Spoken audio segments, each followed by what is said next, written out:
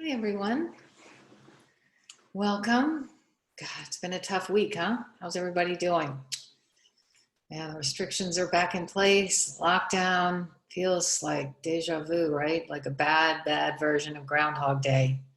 I love that movie, but this is not the version that I love. So, is everybody doing okay? How's everybody? Healthy?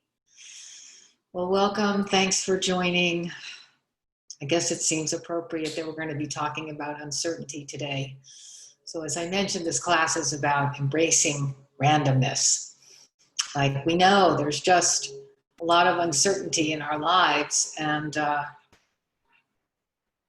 we need tools and a wisdom and a sense of understanding of how to navigate these times, so we don't get overwhelmed. I think you might remember in the last class I quoted Voltaire, who said, uncertainty is an uncomfortable position, but certainty is an absurd one. And I think that's really correct. So obviously there's all kinds of randomness or uncertainty. There's pleasant ones. My sister told me a story where she went to get her haircut last week in New York. It was pouring rain. And she'd just come out and she looked down on the street and there was $240 just getting soaked by the rain and no one around anywhere to claim it, because she would have totally tried to give it back, but there was just no one there. So she had to take it. So that was lovely. And then one of my favorite random events happened last year, just about this time in Los Angeles. I was actually giving a talk in the office, a mindfulness class, on the butterfly effect, which we are going to talk about next week. And there were 1 billion painted lady butterflies flying through the streets of Los Angeles. Does anyone remember that? They were migrating, and I'd never seen them in the 15 years I've been here, but they were everywhere in streets and gardens and highways, and it went on for a couple of weeks. It was so beautiful. So there's that lovely kind of randomness, and then there's some other kinds of randomness. And if anyone has any random events that they want to share, I'd be glad to stop talking for a minute, or you can put it in the chat. But one of the other events that I remember that wasn't very pleasant is about 5 years ago, I came home and there was like policemen and firemen and people from the LADWP in hazmat suits, and they were blocking entry to our house. And in fact, the whole block had been cordoned off. And it turned out that a neighbor behind us had been digging a hole in his yard, which I actually saw and complained to the Department of Buildings about, but they completely ignored me, and had hit a gas line. And so gas was spewing out into the neighborhood for hours, which is just incredibly dangerous. So we had to wait on the street as night fell, and finally they were able to shut off the gas, and then they turned the gas back on the next day. And when they turned it on, something happened to my gas pipes and they broke. And so they refused to turn my gas back on, and we had to live for days without gas while I had somebody come in and dig up my garden and replace the gas pipes. It cost $10,000.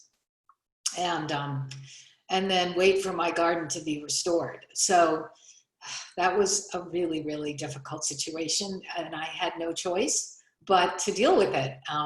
If you remember from last class, we also discussed Mo Gaudat said there are only 2 things we can control, and that is our attitudes and our actions. So all I could do was manage to deal with it and get the people in to fix the gas pipes and pay that loan off over a period of years, and not get too upset about it because there was nothing I could do.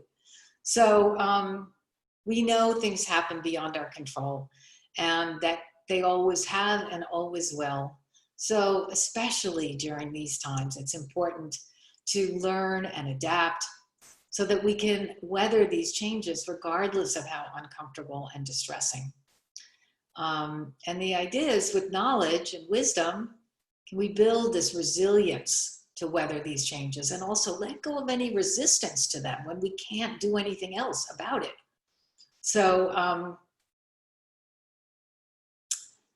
let's see what we can learn about how to do what's best for us so that we not only survive, but thrive. And so as I usually do, I do a lot of research and do a lot of reading, and I like to bring in science. And I read a book called The Drunkard's Walk, or How Randomness Rules Our Lives. And it's by a lecturer at CalTech named Leonard Mlodinow, who actually co-wrote with Stephen Hawking A Brief History of Time. So no slouch in the brains department. And he really talks about how we underestimate randomness in our lives. But he says that there are really two principles of nature that can really help us understand and weather these wild swings of uncertainty. And so we're going to discuss them today. And a lot of it is about assessing risk and looking at the odds. It's kind of like gambling, right? A lot of times life is just a gamble and we just go ahead and take that risk. But hopefully we've done some research and risk assessment. So we crave certainty. We plan out the next hour, the next day, the next year. And when we're not planning, well, we're probably worrying about the next hour, the next day, the next year. So understanding that uncertainty is a future-based mind state, right? We talked about that in the last class. Mo Gaudat called that one of the blind spots, making predictions and then getting caught up in that story, even though we don't know what will happen. And in the class before that, Lisa Feldman-Barrett talked about how our emotions are really just predictions. Like we're just making an assessment and making a guess, and then we decide whether it's true or not. So the idea is, can we use these laws in nature to quell that anxiety about the uncertainty? And I do think that we can. As a project manager, I actually had to assess risk all the time. It was part of my job description, but not only assess risk, but mitigate risk. So I had to see, is this project totally going to go off the rails? And if so, how can I make sure that doesn't happen? That was actually my responsibility. But we all mitigate risk all the time by playing the odds. So we use Waze as that app or Google Maps so that we can drive to the location we're going to in as fast a way as possible, take the best route, make sure we get there on time. So that's a way that we mitigate risk. When we're going on a trip, we may do a ton of research to make sure we find the most economical flight, and that gets us there in the best amount of time, and then research all the hotels so we can ensure we have a wonderful vacation. So we do this risk assessment in our daily lives all the time. And in order to do that, we take these data sets. And we don't take large data sets because we're human beings. We don't have that many options. But insurance companies, per se, they might take millions of data points to decide how to price an insurance policy so that they don't lose any money. And Google certainly takes in millions of results for your query and then refines it to give you the most relevant result. So they have large data sets to ensure the best result and mitigate risk. But as humans, we don't really have that same option. So let's say we're going on a job interview. I don't get a million chances to have that right? Let's say the woman who's interviewing me, she didn't like her breakfast that morning. She might have had an argument with her partner, just in a bad mood. Well, in all likelihood, I'm not going to be looked at that favorably, but had nothing to do with me. Or let's say you want to ask someone to marry you. You don't get a lot of chances for that. Hopefully you've done enough research up front to make sure you prep for the job interview. You're pretty sure your person will accept your proposal, but we don't really know. So the idea is, because we can't rely on these large sample sizes, can we rely on these laws of nature to help us weather it? And Mlodinow says there are two laws that we can rely on. And one is called reversion to the mean, which is defined as a swing very far in one direction that over time swings back to the norm. So whether it's in politics or sports or the stock market, we saw that happen this year in March, where the market dove, and now it's back at an all-time high. Things will swing wildly in one direction or the other, and then within some period of time, come back to a steady state, come back to the norm. And it's just a question of how long. And we know with this pandemic, previous pandemics, it's happened. There's been a terrible, terrible event that took a long period of time to overcome and then came back to our normal state. So we will resume. The restaurants will open. We will be able to go back. Just keep that in your mind, that we will return to our norm. We just don't know exactly when. So it's that uncertainty about time, but knowing that we will resume our normal lifestyle, I think can help us, that this isn't forever. And the other law that he talks about is called the bell curve, or the plot of normal distribution. And I think you've probably all seen that chart with that big hump in the middle. And then there are these two little lines on either end. And what it is basically that the center, or the norm, has the greatest possibility of occurring in any set of options. So we're pretty sure that when we drive to the grocery store, likelihood is we will not get a flat tire or go into an accident, or we might never go. But yeah, the other swing, the other option at either end could happen. But for the most part, you know, at a percentage of time of 100%, let's say 80% of the time, it's going to be okay. So again, we are in a situation where we've swung very far in one direction. We're way on the curve, on the bell curve, but we will eventually get back to the norm, because over time, that will be the most obvious and the most predominant state of readiness. So the cool thing is that both of these laws of nature are actually mirrored in our nervous systems.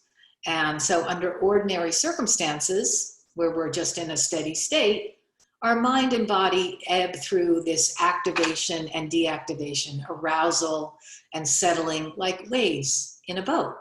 So when something unusual occurs in the environment, whether it's positive or negative, we enter a temporary state known as sympathetic activation or arousal.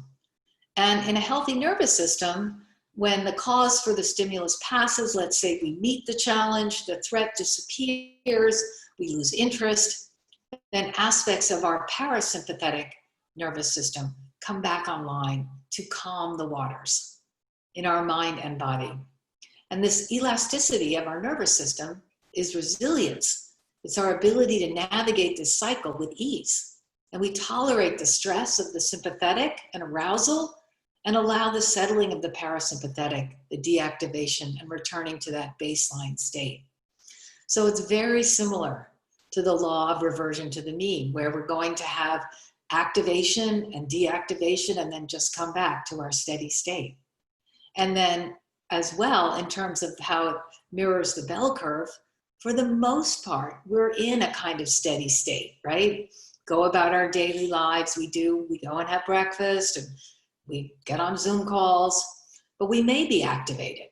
And when we're activated, we address it, we look at it, right? And know that at a certain period of time, we'll be deactivated and come back to our steady state. So just understanding that these are laws of nature that are mirrored in our own personalities, in our own bodies, in our own minds, should give some comfort.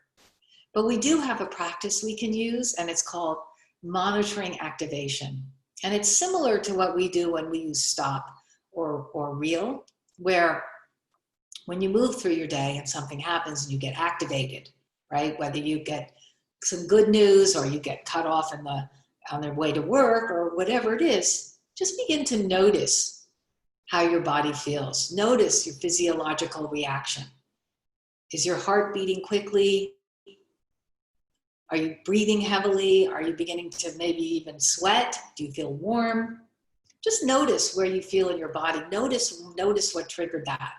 And then, instead of, being judgmental about it, bring some curiosity and care. Sounds a lot like stop and reel, right? So with stop, we just take a breath. We observe, where do we feel it in our body? And then we perceive. And for more challenging situations, we use reel, where we go, we recognize how we're feeling. We explore it. Again, where do we feel it? Where in the body? Where is that activation taking place? And then we allow it, we just accept it. No judgment. It's a normal response. We feel threatened in some way, we feel happy in some way, our body gets excited. And then bring some loving kindness to it, that care and compassion that allows us to move through it. And know that we can be restored at some point to our steady state, right? What I do also, I really love using the gratitude practice. We all get activated at times, whether it's something that happened in a meeting or just any other kind of random event where we didn't really anticipate it and it's a surprise and it feels triggering. Can we just begin to think of the things that we do feel grateful for, that we are happy about? And for me, it's often just being in the garden, having this experience of this amazing weather here. And just knowing, even though it is a crazy time, at least in these little four walls, I feel safe and secure. So there usually are things you can help deactivate that stress mode by either doing stop and reel or noticing what you can be grateful for. I mean, we can't change that random things will impact our lives. And it's only natural that we seek constancy and stability. We want a long-term partner. We want to own our home. We want to make sure we have a stable job. So it's really, these are the tools we can use to minimize uncertainty in other parts of our lives, because uncertainty is stressful. And understanding that it's our attitude and our actions that can allow us to weather this time, and incorporating those laws of nature. So recognizing we don't have a surefire way of predicting and controlling the future. We can use these two laws to feel a degree of confidence that the outcome of our actions will be the desired one or close enough to it.